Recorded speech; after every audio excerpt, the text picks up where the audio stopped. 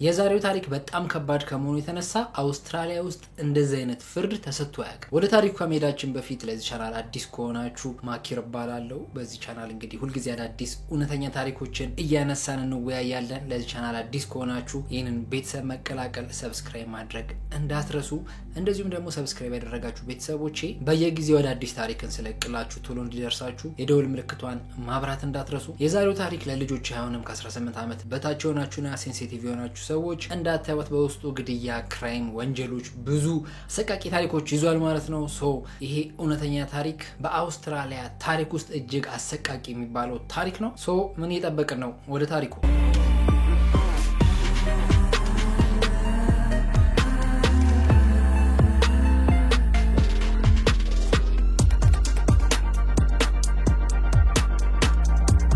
ታሪኩ የሚጀምረው በ1955 ዓመተ ምህረት ነው። ታሪኩም የሚያጠነጥነው ካትሪን ስለምትባል ሴት። ካትሪንም የተወለደችው በጣም አስቸጋሪ ከሆኑ ቤተሰቦች ነው። ቤተሰብ ውስጥ በጣም ጭቅጭቅ አለ፣ ረብሻ አለ። ቤተሰቦቿ እንዳለ በጣም አስቸጋሪ የሚባሉና በማህበረሰቡ የተገለሉ ናቸው። የካትሪንም ቤተሰቦች እሷን አይንከባከቧትም ነበር። እንደዚሁም ደግሞ አለመንከባከባቸው አልበቃ ብሎ በጣም ያገሏትና ይጨቁኗት፣ ይደበድቧት ነበር። የአካባቢው ማህበረሰብ የካትሪንን ቤተሰብ ስለማይወድ በእነሱ ምክንያት ካትሪንም ያገሏት ነበር። ካትሪንም ትኖር የነበረው ትንሽ ከተማ በሆነችው ሳውዝ ዌልስ አውስትራሊያ ውስጥ ነው። እቺ ከተማ ትንሽ ስለሆነች እዛ አካባቢ የሚኖሩ የመንደሩ ነዋሪዎች ሁሉም እርስ በርስ ይተዋወቃሉ። በዚህም ካትሪን ያለፈ ታሪኳን ረስታ ወደፊት የተሻለ ህይወትን ለመገንባት እየሞከረች ነበር። እሷም ለራሷ መንበላ ሁሉ ጊዜ ትነግረዋለች፣ ወደፊት የተሻለ ይሆናል፣ ወደፊት ጥሩ የሆነ ቤተሰብ እመሰርታለሁ፣ ወደፊት የምመሰርተውንም ቤተሰቦቼን እንከባከባቸዋለሁ፣ እኔ ያጣሁትን የቤተሰብ ፍቅር ለመመሰርተው ለልጆቼ እሰጣቸዋለሁ እያለች ትነግር ነበር። በኋላም ካትሪን በእድሜ ከፍ እያለች ከመጣች በኋላ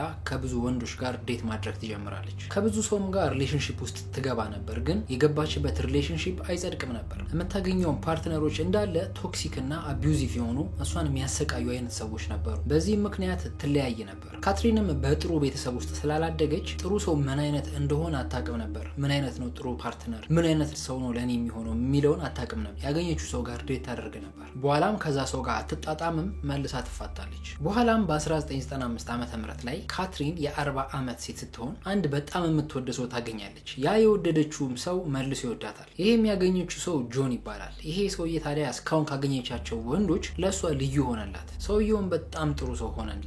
ስለ ካትሪን ያሳለፈችውን የኋላ ታሪኳን ስትነግረው በጣም አዘነላት፣ በጣም ወደዳት። በቃ ለሷ ጥሩ ስሜት እያደረበት መጣና በጣም እሷን መንከባከብ ፈለገ። በዚህ ምክንያት ካትሪን በጣም ወደደችው። በኋላም ጆን ወደ ራሱ ቤት ያመጣታል። ወደ ቤትም ሲያመጣት ጆን ከሌላ ሴት የወለዳቸው 3 ትንንሽዬ ሴት ልጆች ነበሩት። ካትሪንም ከነሱ ጋር ለመግባባት ምንም ያህል ጊዜ አልፈጀባትም። ሴቶቹ ልጆቹን በጣም ወደዷት። ግን አንድ ነገር ተከሰተ። ካትሪን ጆንን እንጋባ የሚል ጥያቄ ታቀርብለታለች። ጆንም መጋባት አልፈለገም። ምክንያቱም ከዚህ በፊት አግብቶ ትዳር ፈርሶበታልና መጋባት የሚባለውን ሐሳብ አልወደደውም። በዚህም ምክንያት ትንሽ መጣላት ጀመሩ። በኋላም ይሄ ጭቅጭቃቸው አልፎ አልፎ በየጊዜው ይነሳ ነበር የትዳር ሁኔታ። ታዲያ በ2000 ዓመተ ምህረት ላይ ካትሪን እና ጆን እንደምን ጊዜው እየወሩ ያለ ይሄ የትዳር ኢሹ ይነሳል። ከዛ ካትሪን እንጋባ ትለዋለች። ጆን መጋባት አልፈልግም ይላታል። ይሄ ጭቅጭቃቸው በጣም እየጋለ ይነሳና በጣም መጣላት ይጀምራል። ከዛም ካትሪን ኩሽና ካለው ቢላ ላይ ታነሳና ጆንን ደረቱን ትሸረክተዋለች። ካትሪንም ጆንን እንደቆረጠችው ሁለቱም በጣም ይደነግጣሉ። ከዛ ጆን በጣም ጮሆ ከቤቱ እንድትወጣለት ይነግራታል። ካትሪንም ይሄንን ካደረገች በኋላ ሁለቱ ተጣልተው ቀሩ። ከሳምንታት በኋላም ካትሪን ጆን ወደሚኖርበት አካባቢ ቤት ትከራያለች። ካትሪንም ብቻዋን መሆን ስላልፈለገች በፊት እንደምታረገው ከጆን ጋር መታረቅ ታስባለች። ካትሪንም ስትታረቃቸው የምትጠቀመው ዘዴ መጀመሪያ ወራት ትጋብዛቸዋለች። ከዛ በፍቅር አብረው ከወደቁ በኋላ ካትሪን በዚህ መንገድ ነበር የምትታረቃቸው። ይህንንም ቴክኒኳን ጆን ላይ ለማከናወን ታስባለች። ከዛ አንድ ቀን ካትሪን ምን ታደርጋለች? ጆን ወደ ስራ ሲሄድ ጠብቃ ቤቱ ትገባለች። የቤቱ ቁልፍ ስለነበራት ቤቱ ትገባና ካትሪንም ቤት ስትገባ 3ቱን የጆን ልጆች ታገኛቸዋለች። እነርሱንም ሰላም ብላ ካወራቻቸው በኋላ ትንሽ ቆይቶ ቤቢሲተር መጣ እንደምትወስዳቸው ትነግራቸዋለች። ካትሪንም ሐሳቧ እነዚህ ልጆች ሞግዚቷ ስትጠብቅላቸው ከጆን ጋር ማታ ፏፈሽ ለማለት ነበር ሐሳቡ። ማታ ጆን ከስራ ሲመጣ ቤቱ ባዶ ይሆናል። ከዛም በቃ ማረጋውን አርጌ እታረቀዋለሁ ብላ አስባ ነበር።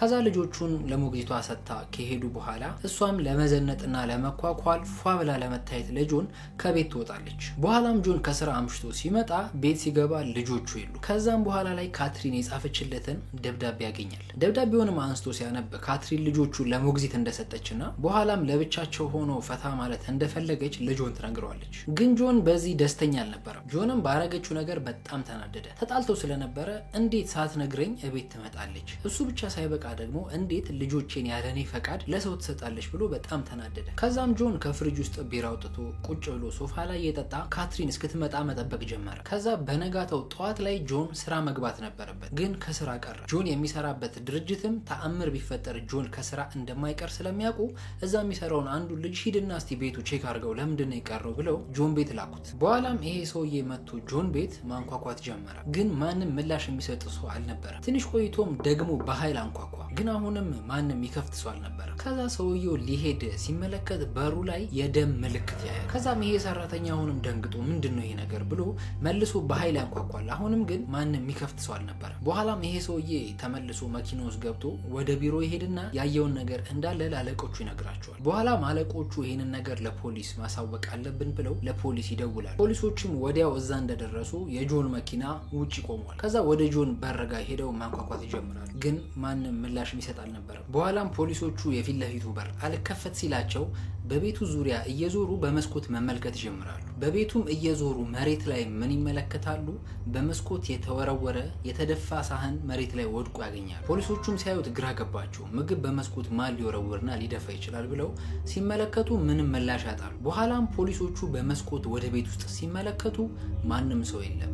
ቤቱም ጨልሟል። በኋላም ፖሊሶቹ የምግብ መመገቢያ ጠረጴዛውን ሲመለከቱ በጣም ብዙ ምግብ ተደርድሯል። ግብዣ ያለ ይመስል በጣም ብዙ ምግብ በየአይነቱ ተሰርቶ ተደርድሯል። ግን ይሄንን ምግብ ማንም አልበላውም ነበር። በኋላም ፖሊሶች ተመልሰው በሩ ጋር ሄደው ማንኳኳት ይጀምራሉ። አሁንም ግን ምላሽ ስላጡ በኋላ ላይ ይሄንን በር ሰብረው ይገባሉ። በኋላም ፖሊሶች ሰብረው ከገቡ በኋላ ቤት ውስጥ ጆንን እየጠሩ ወደ ሳሎን ውስጥ መግባት ይጀምራሉ። ወደ ውስጥም ከገቡ በኋላ መሬት ላይ ሲመለከቱ እንዳለ መሬቱ በደም ተጨማልቋል። በኋላም ይሄንን የደም አሻራ ተከትለው ሲሄዱ ይሄ ደም ነጠብጣብና አሻራ ወደ ሶፋው ይመራቸዋል። ፖሊሶቹም ወደ ሶፋው ሄደው ሲመለከቱ ካትሪን ከሶፋው ጀርባ ወድቃ ያያታል። በኋላም ወዲያው ቸኩለው ሄደው የልብ ምቷን ሲያዳምጡ ካትሪን በህይወት አለች፣ ግን በሞት አፋፍ ላይ ነበረች። ከዛ አንደኛው ፖሊስ ከካትሪን ጋር ይሆናል። አንደኛው ፖሊስ ደግሞ የእርዳታ ጊዜ አምቡላንሶችን መጥራት ይጀምራል። ከዛ አንደኛው ፖሊስ ሽጉጡን አውጥቶ ቤት ውስጥ መመልከት ይጀምራል። ከዛም ይሄ ፖሊስ መኝታ ቤቶች ውስጥ እየገባ ጆንን መፈለግ ይጀምራል። ከዛም ፖሊሱ ጆንን ቢጠራ ቢፈልግ ምንም ምላሽ ያጣል። ከዛም ይሄ ፖሊስ ወደታች ሲመለከት ወደ መኝታ ቤቱ የሚወስድ ሌላ የደም አሻራ ያያል። ከዛም ወደዚህ መኝታ ክፍል እየሄደ ጆንን እየጠራ ነበር፣ ግን ምንም ምላሽ አልነበር። ከዛም ይሄ ፖሊስ ወደዚህ ክፍል ሲሄድ ከፊት ለፊቱ ጨርቅ የሚመስል ነገር ተንጠልጥሎ ነበር። ከዛም ይሄ ፖሊስ የተንጠለጠለውን ጨርቅ የሚመስል ነገር በግራ እጁ ዞር ካደረገ በኋላ ወደ ክፍል ውስጥ ሲመለከት ምንም አልነበረም። ትንሽዬ ቁም ሳጥን የሚመስል ነገር ብቻ ነበር። ከዛም ይሄ ፖሊስ ትንሽ ቆይቶ የግራ እጁን ይቀዘቅዘዋል። ከዛም እጁን ሲመለከት በደም ተጨማልቋል። በኋላም ፖሊሱ እሱ ተመቶ አልነበረም፣ የሱ ደም አይደለም፣ እጁ ሲመለከት እንዳለ ትከሻውና እጁ ይሄ ጨርቁን ዞር ያደረገበት በደም ተጨማልቋል።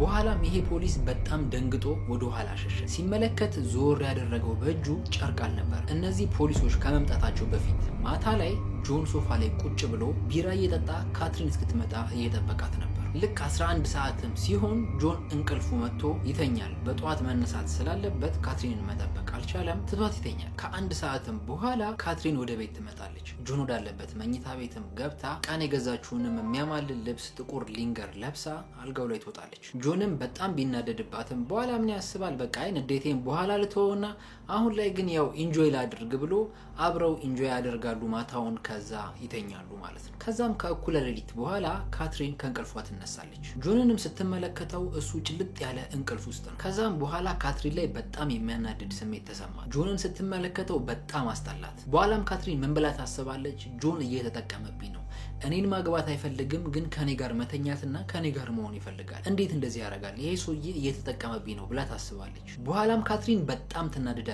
ይሄንን ሰውዬ መቼም የማይረሳውን ትምህርት ማስተማር አለብኝ ብላ ታስባለች። ከዛም ካትሪን ቀስ ብላ ካልጋው ትወርዳለች። ከዛም ሹልክ ብላ ከቤት ትወጣና መኪናዋን አስነስታ እዛው አካባቢ ወደ ተከራየችበት አፓርትመንት ሄዳለች። ከዛም እቤት ከደረሰች በኋላ ለስራ የምትጠቀመባቸውን እቃዎች መሰብሰብ ትጀምራለች። ካትሪንም ትሰራ የነበረው ስጋ መፍጫ ድርጅት ድርጅት ውስጥ ነው። እንስሳቶችን ወደ ስጋ መቀየር ነበር ስራው። እኛ ሀገር ቄራ እንደሚባለው አይነት ውስጥ ነበር የምትሰራ። እነዚህ ለእርድ የምትጠቀምባቸውን ቢላዎች ሰብስባ ወደ ጆን ቤት ትሄዳለች። ወደ ጆን ቤትም እንደደረሰች ቤት ገብታ ቢላዎቿን ጠረጴዛ ላይ ትዘረጋቸዋለች። ከዛ የምትፈልገውን ቢላ ከመረጠች በኋላ ስል መሆኑን በእጇ ካረጋገጠች በኋላ ወደ ጆን መኝታ ቤት ትሄዳለች። ወደ ጆን መኝታ ቤት ከገባችም በኋላ ጆን አሁንም ተኝቶ ነበር። በጀርባው ጋደም ብሎ ተኝቶ ነበር። ከዛም ቀስ ብላ አልጋው ላይ ከወጣች በኋላ በሁለት እጆቿ ቢላውን ይዛ እጇን ከፍ አድርጋ ደረቱ ላይ ተሰካበታለች። ከዛም ጆን በጣም ደንግጦ በርግጎ ይነሳል። ካትሪንን ከላዩ ላይ ወደ ታች ገፍትሮ የወረውራትና ወደ ውጭ ለመውጣት ይሞክራል። ጆንም ምን እንደተፈጠረ አላወቀም። በጣም ደንግጧል። ቤት ውስጥ መሮጥ ይጀምራል። በኋላም ለመውጣት በሩ ጋር ሲደርስ በጣም ብዙ ደም ስለፈሰሰው መቆም አቃተው። በኋላም እንደምንም ብሎ የውጭን በር ከፍቶ ሊወጣ ሲል መቆም ስላቃተው በሩ ላይ ይወድቃል። በኋላም የተከፈተውን በር እንደምንም ብሎ ለመክፈት በእጁ ሲታገል ይሄኔ የተወው የደም ምልክት ነበረ የሥራ ባልደረባው የተመለከተው። እየተንፈቀቀም ወደ ውጭ ለመውጣት ሲሞክር ካትሪን ከወደቀችበት ተነስታ እግሩን ጎትታ ወደ ቤት አስገብታ በሩን ትዘጋዋለች። ከዛም ጎትታ ወደ ቤት ካስገባችሁ በኋላ 36 ጊዜ ወቅታ እንዲሞት ተወዋለች። እየሞተም እያለ እሱን ትታው ኩሽና ሄዳ በትልቅ ዕቃ ውሃ ትጥዳለች። ከዛም ትልቅ ግብዣ እንደተዘጋጀ አይነት ቤት ውስጥ ጠረጴዛ ሳህን መደርደር ትጀምራለች። ከዛም ሳህኑን ደርድራ ከጨረሰች በኋላ ይሄ ፖሊስ ያንን ጨርቅ ጆን የነካውን ጨርቅ ያገኘበት ቦታ ጆንን ይዘው ትገባለች። ጆንንም ወስዳ ወደዚህ ቁም ሳጥን ካደረሰችው በኋላ የስጋ ቤት ልምዷን በመጠቀም ከአንገቱ ጀምራ እስከ እግሩ ድረስ ቆዳውን ትገፋዋለች። በጣም ጎበዝ ስለነበረች በአንድ ጊዜ ነበር ሙሉ ቆዳውን ገፋ የጨረሰችው። በኋላም ወደዚህ መግቢያ በር ላይ ቆዳውን አንጠለጠለችው። በኋላም የጆንን ጭንቅላት ከቆረጠች በኋላ ያፈላችው ውሃ ውስጥ ትከተዋለች። በኋላም ጭንቅላቱን በመጠቀም የስጋ ሾርባ አይነት ትሰራለች። በኋላም ስጋውንና ቆዳውን በመጠቀም ብዙ አይነት የተለያዩ ምግቦችን ሰራች። ከጆንም ሰውነት የተለያየ አይነት ምግቦች ከሰራች በኋላ የደረደረችው ሳህን ላይ አደረገቻቸው። በኋላም ከደረደረቻቸው ሳህን ላይ የጆንን ልጆች ስም በየሳህኑ አስቀመጠች። አስባም የነበረው የጆንን ልጆች አባታቸውን ለማብላት ነበር። በኋላም ካትሪን ራሷ ቁጭ ብላ የሰራችውን ምግብ ጆንን መመገብ ጀመረች።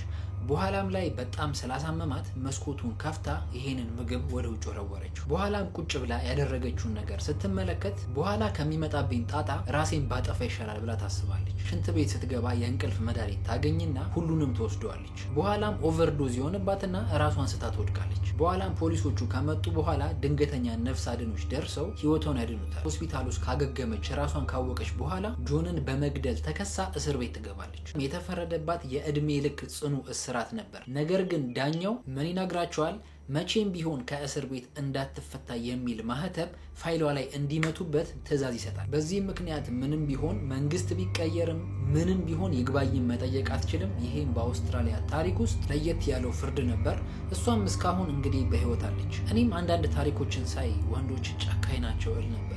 ግን እንደዚህ አይነት ታሪኮችንም ስታይ ሴቶችም ጨካኝ ናቸው። ስለዚህ በአጠቃላይ የሰው ልጅ ጨካኝ ነው ማለት እንችላለን። የዛሬው እውነተኛ ታሪክ ይሄንን ይመስል ነበረ። እውነተኛ ታሪክ የሚመቻችሁ ቤተሰቦች ይሄንን ቤት ሰብስክራይብ ማድረግ እንዳትረሱ። እንዲሁም እስካሁን ቪዲዮ ላይክ ካላረጋችሁት ብዙ ሰው ጋር እንዲደርስ ቪዲዮን ላይክ ማድረግ እንዳትረሱ። በሚቀጥለው እውነተኛ ታሪክ እስከምንገናኝ ከወንጀል ራቁ።